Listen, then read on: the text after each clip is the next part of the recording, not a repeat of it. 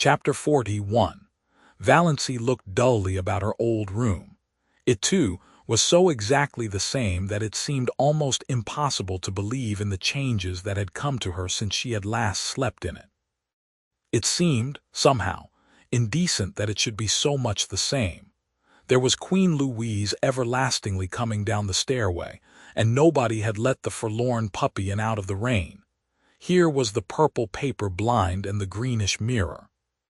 Outside, the old carriage shop with its blatant advertisements. Beyond it, the station with the same derelicts and flirtatious flappers. Here the old life waited for her, like some grim ogre that bided his time and licked his chops. A monstrous horror of it suddenly possessed her. When night fell and she had undressed and got into bed, the merciful numbness passed away, and she lay in anguish and thought of her island under the stars. The campfires, all their little household jokes and phrases and catchwords, their furry beautiful cats, the lights agleam on the fairy islands, canoes skimming over mistawas in the magic of morning, white birches shining among the dark spruces like beautiful women's bodies, winter snows and rose-red sunset fires, lakes drunken with moonshine, all the delights of her lost paradise. She would not let herself think of Barney, only of these lesser things. She could not endure to think of Barney. Then she thought of him inescapably. She ached for him. She wanted his arms around her, his face against hers, his whispers in her ear. She recalled all his friendly looks and quips and jests, his little compliments, his caresses. She counted them all over as a woman might count her jewels. Not one did she miss from the first day they had met. These memories were all she could have now. She shut her eyes and prayed. Let me remember everyone, God. Let me never forget one of them. Yet it would be better to forget.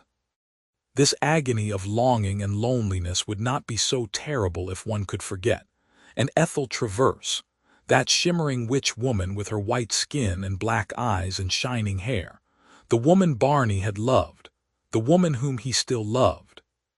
Hadn't he told her he never changed his mind, who was waiting for him in Montreal, who was the right wife for a rich and famous man? Barney would marry her, of course, when he got his divorce. How Valancy hated her and envied her.